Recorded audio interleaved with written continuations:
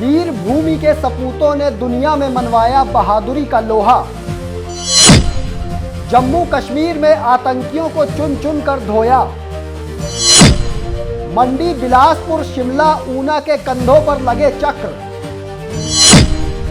एक एक हिमाचली को अपने जवानों की हिम्मत पर फक्र। किसी ने गोलियों की बौछार के बीच दुश्मन के ठिकाने तबाह किए, तो किसी ने सीने में गोली खाने के बाद भी आतंकियों को धूल चटाई।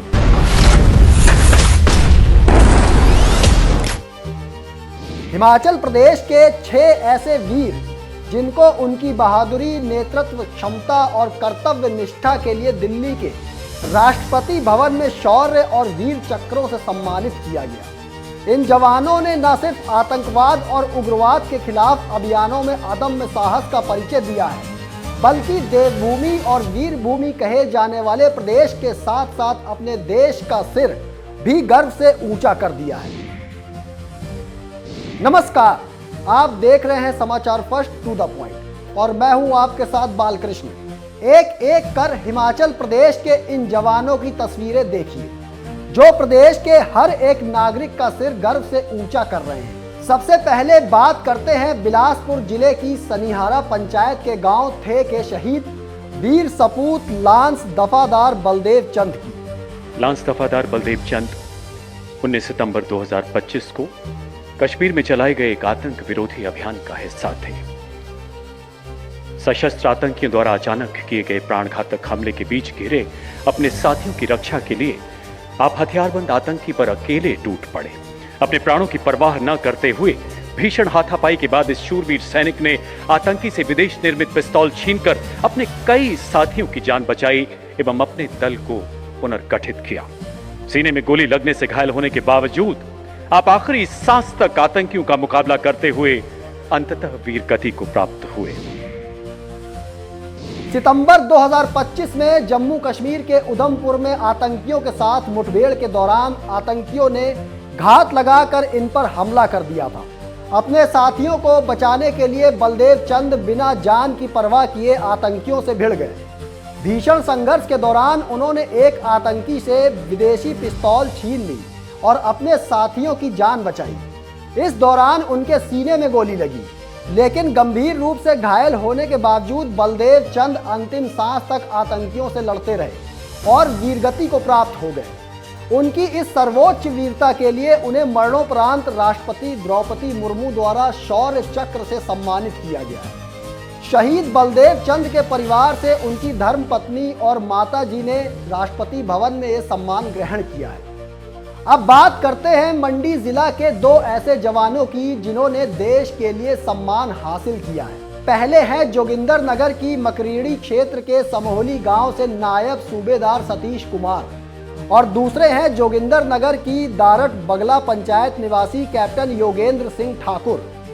नियंत्रण रेखा पर जब हमारी चौकियां भीषण तोप और मोर्टार गोलीबारी की चपेट में आई, तो स्थिति की गंभीरता को समझते हुए नायब सूबेदार सतीश कुमार ने मोटर प्लाटून का नियंत्रण अपने हाथों में लिया और कई स्थानों पर ताबड़तोड़ फायर कर कई लक्ष्यों को बर्बाद किया और नुकसान दुश्मन को भारी पहुंचाया। जम्मू एवं कश्मीर के इलाके में कैप्टन योगेंद्र सिंह ठाकुर अपने निगरानी दस्ते के साथ तैनात थे। अचानक आतंकवादियों ने उनकी टुकड़ी पर भीषण गोलाबारी शुरू कर दी। इस स्थिति में वे रेंगते हुए आतंकवादियों की ओर बढ़े और बेहद नजदीकी मुठभेड़ में भीषण गोलाबारी के बीच एक आतंकवादी को मार गिराया। 4th बटालियन डोगरा रेजिमेंट में सेवाएं दे रहे सतीश कुमार ने जम्मू कश्मीर में नियंत्रण रेखा के पास दुश्मन की भारी गोलीबारी के बीच असाधारण साहस का परिचय दिया है। उन्होंने दुश्मन के कई ठिकानों को तबाह कर भारत के अभियान को सफल बनाया। नायब सूबेदार सतीश कुमार के पराक्रम से दुश्मन को भारी नुकसान पहुंचा। इस पराक्रम के लिए उन्हें वीर चक्र से सम्मानित किया गया है। तो वहीं दूसरी ओर योगेंद्र सिंह ठाकुर ने जम्मू कश्मीर में आतंकवाद विरोधी अभियान के दौरान कठिन परिस्थितियों में अपने दल का नेतृत्व किया। आतंकियों की मौजूदगी वाली जगह तक वे रेंगते हुए पहुंचे और बेहद नजदीकी मुठभेड़ में एक आतंकी को मार गिराया। योगेंद्र ठाकुर की सूझबूझ और साहस ने मिशन की सफलता में अहम भूमिका निभाई। जिसके लिए उन्हें शौर्य चक्र से सम्मानित किया गया है। ऐसे ही ऊना जिले के चड़तगढ़ गांव के वीर सपूत लेफ्टिनेंट कमांडर सूरज पराशर की बहादुरी को भी सम्मान मिला है। 6 नवंबर 2024 को लेफ्टिनेंट कमांडर सूरज पराशर को एक संयुक्त घेराबंदी और तलाशी अभियान की जिम्मेदारी सौंपी गई। जब घर में फंसे एक आतंकवादी ने घेराबंदी तोड़ने की कोशिश की, तब उन्होंने तुरंत स्थिति की गंभीरता को भांपकर निडर होकर छिपे हुए दूसरे आतंकवादी पर जानबूझकर निशाना साधा।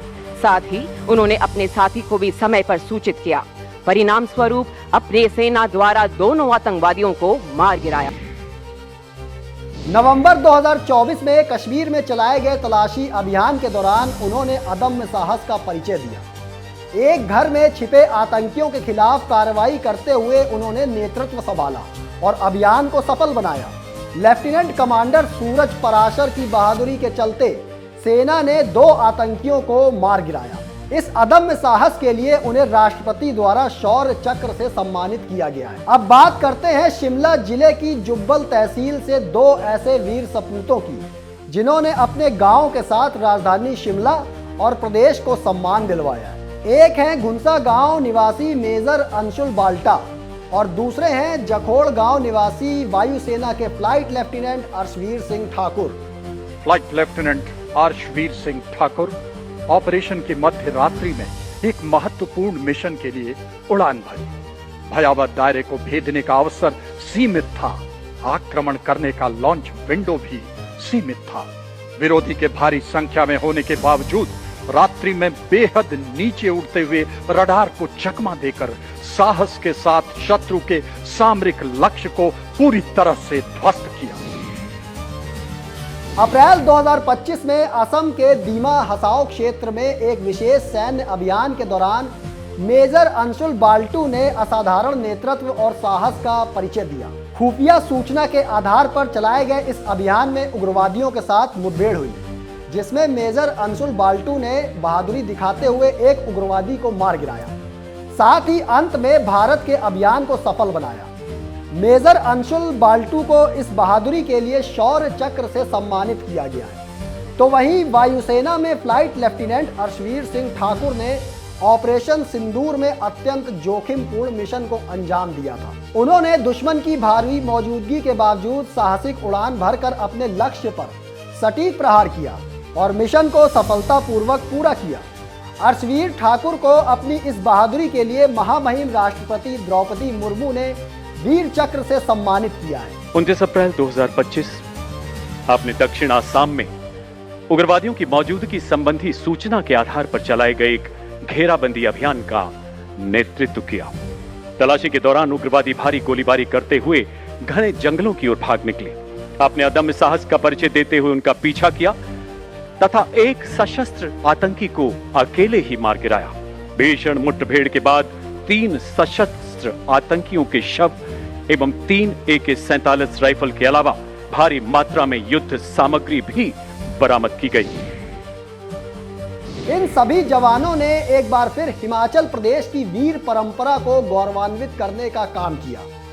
इनकी ये उपलब्धि प्रदेश और देश दोनों के लिए गर्व का विषय तो है ही, साथ ही दुनिया में भी भारत की ताकत और शक्ति का डंका बज रहा है। इन सभी जवानों को हमारा दिल से सलाम। दोस्तों, आप भी हमें कमेंट के जरिए इन वीर सपूतों की बहादुरी के लिए एक शब्द जरूर लिखें। फिलहाल मुझे दीजिए इजाजत, फिर मिलेंगे एक और स्पेशल रिपोर्ट के साथ। धन्यवाद।